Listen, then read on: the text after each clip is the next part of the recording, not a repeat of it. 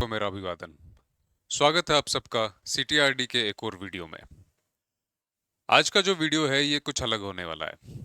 हम शुरुआत करने जा रहे हैं हमारी नई सीरीज की, जिसका नाम है ग्लॉसरी। ऐसा इसलिए क्योंकि आप में से बहुत से लोग हैं जो अपना पहला यूपीएससी का अटेम्प्ट देने जा रहे हैं, और जहां तक मुझे लगता है कि बहुत सारे लोगों ने ये सब्जेक्ट शायद पढ़ा भी नहीं होगा या उठा के भी नहीं देखा होगा। ट्रायल के बहाने से एग्जाम देने जा रहे होंगे। तो मेरा ये वीडियो और ये वीडियो सीरीज उन लोगों के लिए है जिन्हें छोटे समय में एटलीस्ट जो टर्मिनोलॉजीज हैं उनके बारे में जानकारी चाहिए। साथ ही साथ ये सीरीज उन लोगों के लिए भी काम करेगी जिन लोगों को अपना एनवायरनमेंट एंड इकोलॉजी का कोर्स शुरू करना है, और उससे पहले वो बस एक बेसिक नॉलेज चाहते हैं इसकी टर्म्स के बारे में, ताकि जब वो उसे पढ़ना शुरू करें तो उन टर्म्स को समझने में उन्हें आसानी हो। आज की जो वीडियो है उसमें हम जिन टर्म्स को कवर करेंगे वो है ये। इन टर्म्स को कवर करेंगे हम एक एक करके। कॉन्सेप्ट को हम डिटेल में नहीं समझेंगे, पर इन टर्म्स के बारे में जो बेसिक डेफिनेशंस हैं और इस टर्म का आइडिया क्या है हम उसको समझने की कोशिश करेंगे। चलिए शुरू करते हैं हमारे आज के पहले टर्म से। आज का पहला टर्म है इकोलॉजी। सो इकोलॉजी क्या है? जब आप इसकी डेफिनेशन देखेंगे तो इसकी डेफिनेशन कुछ ऐसी दी होती है बुक में, लेकिन मैं इसको आपको सरल भाषा में समझाऊंगा। साथियों, ecology is the study of interactions which happen between organisms and their environment। इससे अगर मैं दूसरे शब्दों में कहूं तो इकोलॉजी वो स्टडी है जो कि दो ऑर्गेनिजम्स के बीच में हो रहे इंटरेक्शन को स्टडी करती है, या फिर वो ऑर्गेनिज्म अपने एनवायरनमेंट के साथ कैसे इंटरेक्ट कर रहा है उसकी स्टडी जो सब्जेक्ट करता है उसे हम इकोलॉजी कहते हैं। सेकंड टर्म है ऑट इकोलॉजी। ऑट इकोलॉजी क्या है? It is the study of an individual of a single species in relation to its environmental conditions and response. इसका अर्थ क्या है? जैसा कि मैंने पिछली डेफिनेशन में आपको बताया था कि जब हम किसी भी ऑर्गेनिज्म को या किसी भी और स्पीशीज की इंटरेक्शन को उसके एनवायरनमेंट के साथ या फिर बहुत सारे एनिमल्स के बीच की इंटरेक्शन को स्टडी करते हैं तो वो इकोलॉजी कहलाता है। ये उसका एक छोटा सेगमेंट है। ये सेगमेंट फोकस करता है कि एक सिंगल इंडिविजुअल ऑर्गेनिज्म कैसे इंटरेक्ट कर रहा है अपने आसपास के एनवायरनमेंट से। जब ये स्टडी ऑर्गेनिज्म स्पेसिफिक हो जाती है यानी इंडिविजुअल स्पेसिफिक हो जाती है तो हम उसे ऑट इकोलॉजी कहते हैं। सिमिलरली अगला टर्म है सिन इकोलॉजी। सिन इकोलॉजी का अर्थ क्या है? सिन इकोलॉजी का अर्थ ये है कि एक इंडिविजुअल की जगह जब आप एक पूरे स्पीशीज ग्रुप को एज ए यूनिट लेते हैं, और या फिर एक पूरी कम्युनिटी को एज ए यूनिट लेते हैं और उसकी इंटरेक्शंस आप एनवायरनमेंट के साथ देखते हैं, तो वो कहलाती है सिन इकोलॉजी। अगली टर्म है आपकी एनवायरनमेंट। तो एनवायरनमेंट क्या है? साथियों, environment is everything that surrounds us, यानी कि हर वो चीज जो आपके इर्द गिर्द है वो एनवायरनमेंट कहलाती है। इसका अर्थ है कि वो चीजें जीवित भी हो सकती हैं जो आपके आसपास हैं, और वो चीजें निर्जीव भी हो सकती हैं। इन्हीं को हम इकोलॉजी की भाषा में बायोटिक और एबायोटिक फैक्टर्स कहते हैं। बायोटिक फैक्टर्स टर्म हम इस्तेमाल करते हैं सजीव जीवों के लिए, यानी जो जीवित हैं, और एबायोटिक फैक्टर्स हम इस्तेमाल करते हैं उन एलिमेंट्स के लिए जो कि निर्जीव हैं या नॉन लिविंग थिंग्स हैं। इन दोनों फैक्टर्स से मिलके हमारा एनवायरनमेंट बनता है। अगला टर्म है हैबिटेट। हैबिटेट का अर्थ ये है साथियों कि एक ऑर्गेनिज्म या एक स्पीशीज जिस क्षेत्र में पाई जाती है, जिस जगह पर एक ऑर्गेनिज्म रहता है, खाना खाता है और रिप्रोड्यूस करता है, वो उसका हैबिटेट कहलाता है। अगली टर्मिनोलॉजी है इकोलॉजिकल नीश।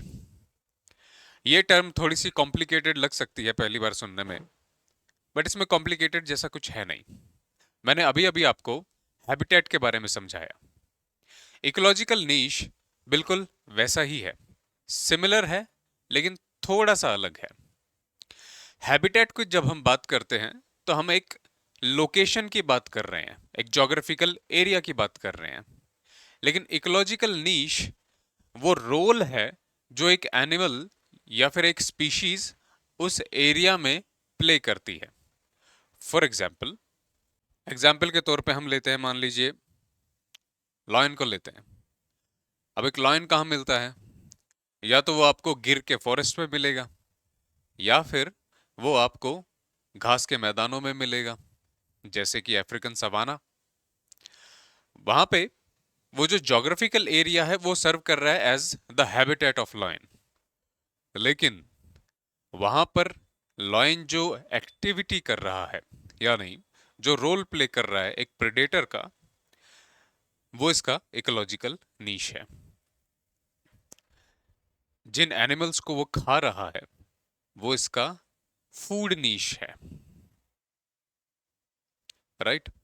जिन अपने ही स्पीशीज की मेंबर्स, फीमेल मेंबर्स के साथ ये रिप्रोड्यूस कर रहा है, वो इसका रिप्रोडक्टिव नीश है, यानी कि उसका रोल है।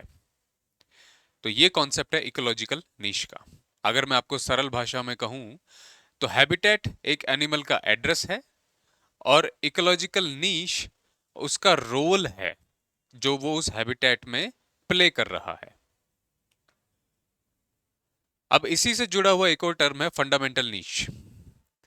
Fundamental niche is the full range of environmental conditions and resources under which a species can potentially survive and reproduce in the absence of biotic constraints।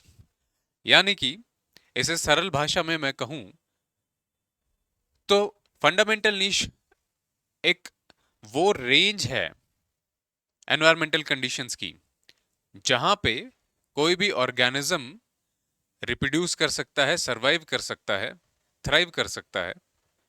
इसे सरल भाषा में यूं समझिए, मान लीजिए अफ्रीकन सवाना है, बहुत बड़ा क्षेत्र है, लेकिन उस क्षेत्र के क्या हम ये कह सकते हैं कि अब शेर जो अफ्रीकन सवाना में एग्जिस्ट कर रहा है वो सवाना के किसी भी कॉर्नर में हमें मिल सकता है?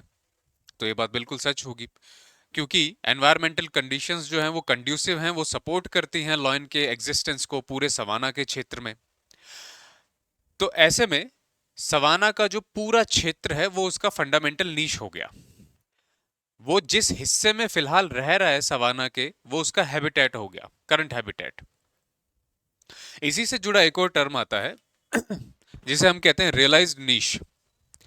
रियलाइज्ड नीश का अर्थ यह है साथियों कि जैसा कि मैंने आपको बताया कि अगर लॉयन पूरे सवाना में सरवाइव कर सकता है, रिप्रोड्यूस कर सकता है, तो वो उसका फंडामेंटल नीश हो गया।